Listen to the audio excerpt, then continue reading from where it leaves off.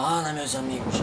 Como vocês podem ver, já está quase noite aqui. E aqui faz muito frio e eu preciso fazer um fogo para que eu possa me aquecer durante a noite.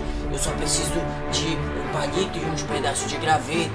Aí eu tenho que ficar esfregando aqui até o fogo se consumar. Isso vai demorar um pouquinho, mas vai pegar. Já vi uma faísca sair.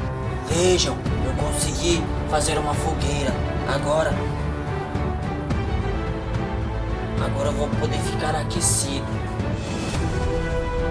Vou poder descansar agora. Só não posso deixar apagar, senão aí eu vou morrer de frio.